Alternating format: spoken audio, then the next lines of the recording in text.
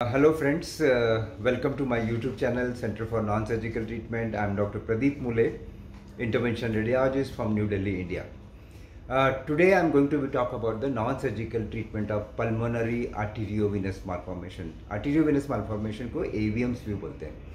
Pulmonary arteriovenous malformation represent the direct connection between the pulmonary vein and the artery. Pulmonary artery और when जो होती है इसके बीच में डायरेक्ट कम्युनिकेशन होता है, इसको बोलते हैं पल्मोनरी एवियम बोलते हैं. Approximately 70% of the arteriovenous malformation associated with other conditions like hereditary haemorrhagic telangiectasia. If the pulmonary AVM को यदि आपने ट्रीट नहीं किया, if left untreated, patient can present with the stroke, brain abscess, dyspnoea, exercise intolerance. Exercise intolerance को बोलते हैं कि आप एक्सरसाइज कर रहे हो और कर नहीं पा रहे हो.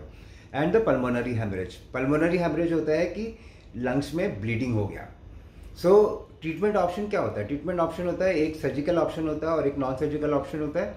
Non surgical option is the one of the best option जिसको बोलते हैं pulmonary avium embolisation. Embolisation is the technique which is the non surgical treatment, right.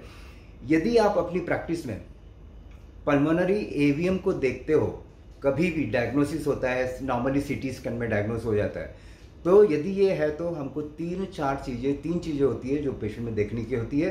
सबसे पहला जो क्वेश्चन होता है पेशेंट से वो होता है, do you have the nose bleed. आपको कभी नाक से ब्लीडिंग हुई है कि नहीं हुई है. Around more than 95% of the patient they have the spontaneous और a recurrent nose bleed. Number 2, family history. Family history में पूछना चाहिए, क्योंकि ये जो डिजीज़ होती है ना पल्मोनरी एवियम्स, राइट, ये होती है ऑटोसोमल डोमिनेंट होती है.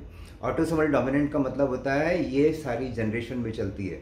तो हमको क्या क्या चीज़ एग्जामिन करना चाहिए, उनके रिलेटिव्स, उनके mother, father, brother, sister and even the cousin also, right. So how what we should examine? The lip, tongue, the mucosa of the tongue and the cheek, and we need to be see the some other conditions also like a finger tip पे यदि कोई red spot है नहीं है.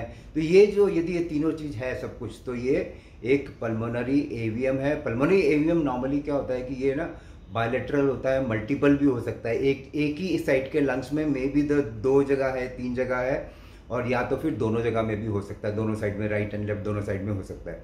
इसका जो diagnosis कैसे होता है? डायग्नोसिस इसका होता है, एक तो कॉन्ट्रास्ट एनहांस सीटी स्कैन से होता है और दूसरा एमआरआई स्कैन से होता है. ये दोनों अपनी अपनी जगह में बहुत ज़रूरी है. सीटी स्कैन चाहिए कॉन्ट्रास्ट वाला, या तो फिर एमआरआई स्कैन चाहिए, तभी जाके इससे मालूम पड़ जाएगा आपको. एमआरआई स्कैन से, एमआरआई स्कैन में एक्चुअली ना 3D इमेजिंग होता है. तो 3D इमेजिंग में यू नो दैट कि ये आगे की तरफ है या पीछे की तरफ है, एक साइड में है, दोनों साइड में है. तो एमआरआई जो स्कैन होता है, एमआरआई स्कैन का एडवांटेज हर समय रहता है सीटी स्कैन के ऊपर. और सिलेक्शन क्राइटेरिया इसका होता क्या है? यदि जो फीडिंग आर्टरी है, फीडिंग आर्टरी मीन्स जो आर्टरी आके एवियम को सप्लाई कर रही है, यदि उसका डायमीटर 3 मिलीमीटर से ज़्यादा है, तो आपको embolisation therapy of pulmonary AVM करना ही चाहिए. Number 2, due to the advancement in the techniques and the catheter technology, now we have the high end cath lab also. So this is the quite safe treatment embolisation. Treating asymptomatic. Suppose कभी किसी का incidental finding है, right. Incidental finding में मतलब कि कभी वो CT scan कराने दूसरे कारण से गया और उसको एवियम है, तो ऐसे पेशेंट है, उसको प्रॉब्लम नहीं है, पर उसको ट्रीट करना चाहिए कि नहीं करना चाहिए, हाउ टू डिसाइड. यदि फीडिंग आर्टरी का डायमीटर 3 मिलीमीटर से ज़्यादा है, तो this supports the embolisation treatment.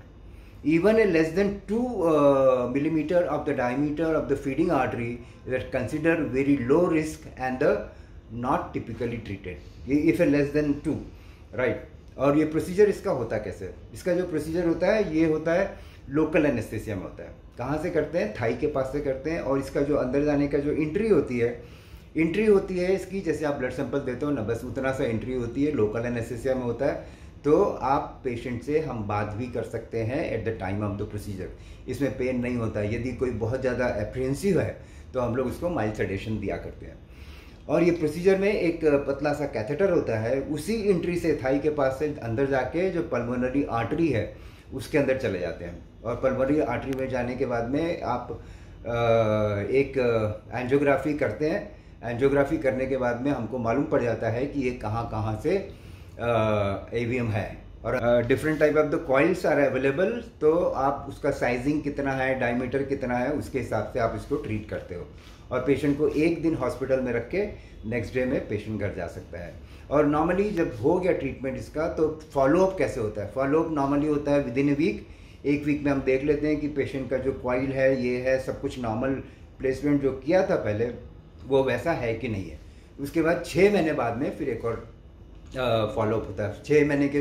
If you need a more detailed information, you can log into my website www.indianinterventionradiology, or you can WhatsApp your reports and other things also to me on my mobile number 98104927778. Thank you very much.